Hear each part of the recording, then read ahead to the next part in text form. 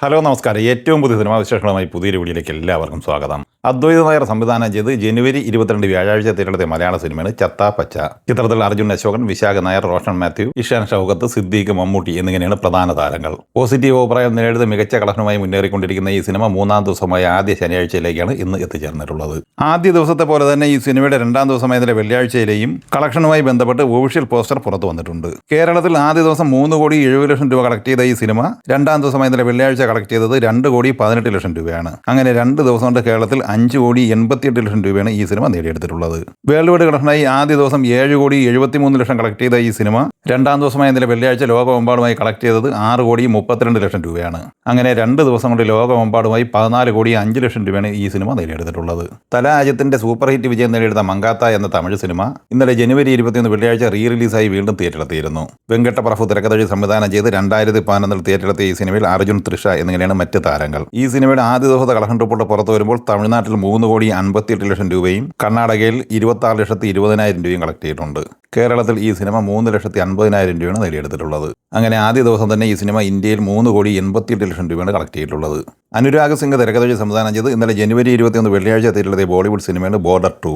2025 all time block buster വിജയം നേടിയെടുത്ത് ഇപ്പോഴും തിയേറ്ററുകളിൽ മികച്ച കളക്ഷനുമായി മുന്നേറിക്കൊണ്ടിരിക്കുന്ന ദുരന്തർ എന്ന സിനിമയ്ക്ക് ശേഷം 2026 ആരംഭത്തിൽ ബോളിവുഡിന് മികച്ച തുടക്കമാണ് ബോർഡർ 2 ഇപ്പോൾ നേടിക്കൊടുത്തിരിക്കുന്നത്. സണ്ണി ഡിയോൾ, വരുൺ ധവൻ, ആഹാൻ ഷെട്ടി എന്നിങ്ങനെ താരനിരയുള്ള ഈ സിനിമ ആദ്യ ദിവസം ഇന്ത്യൻ നെറ്റ് കളക്ഷനായി 30 കോടി രൂപയും ഗ്രോസ് കളക്ഷനായി നേടിയെടുത്ത് 36 കോടി രൂപയുമാണ്. World wide collection 50 കോടിക്കടുത്തും എത്തിച്ചേർന്നിട്ടുണ്ട്. അതേസമയം ഈ സിനിമ ആദ്യ ദിവസം കേരളത്തിൽ നല്ല കളക്ഷൻ നേടിയെടുത്തിട്ടുണ്ട്. 10,30,000 രൂപയാണ് ഇവിടെ നിന്നും ഈ സിനിമ സ്വന്തമാക്കിയത്. ജനുവരി 16 തിയേറ്ററിലെത്തിയ രാഹു കേതു എന്ന ബോളിവുഡ് സിനിമയുടെയും കളക്ഷൻ വിവരങ്ങൾ പുറത്തു വന്നിരിക്കുകയാണ്.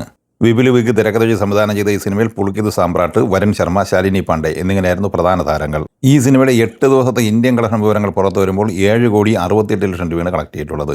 8 ദിവസം കൊണ്ട് ലോകമെമ്പാടുമായി ഈ സിനിമ 9,48,00,000 രൂപയും കളക്ട് ചെയ്തിട്ടുണ്ട്. രൺവീർ സിംഗ് നായകനെ ആദിത്യ ധർ തിരക്കഥ സംവിധാനം ചെയ്ത ദുരന്തർ തിയേറ്ററിലെത്തിയിട്ട് ഇന്നലെ വെള്ളിയാഴ്ച 50 ദിവസം പിന്നിട്ട് 51ാം ദിവസമായ ശനിയാഴ്ചയിലേക്കാണ് ഇന്ന് എത്തി നിൽക്കുന്നത്. 50 ദിവസം കൊണ്ട് ഈ സിനിമ ഇന്ത്യൻ ഗ്രോസ് കളക്ഷനായി നേടിയെടുത്തിരിക്കുന്നത് 997 കോടി രൂപയാണ്. വിദേശത്ത് നിന്ന് 294 കോടി ഉൾപ്പെടെ 1,291 കോടി രൂപയാണ് 50 ദിവസം കൊണ്ട് ഈ സിനിമ നേടിയെടുത്തിരിക്കുന്നത്. അതേസമയം ഈ സിനിമ ഒഫീഷ്യലായി നേടിയെടുത്തിരിക്കുന്നത് 1,340 കോടിയോളം രൂപയാണ്. ശിവകാർത്തികേയൻ നായകനായി സുധാ കൊങ്ങര തിരക്കഥ സംവിധാനം ചെയ്ത് ജനുവരി 10 തിയേറ്ററിലെത്തി നിലവിൽ തിയേറ്ററിൽ പരാജയം ഉറപ്പിച്ചു കഴിഞ്ഞ തമിഴ് സിനിമയാണ് പരാശക്തി.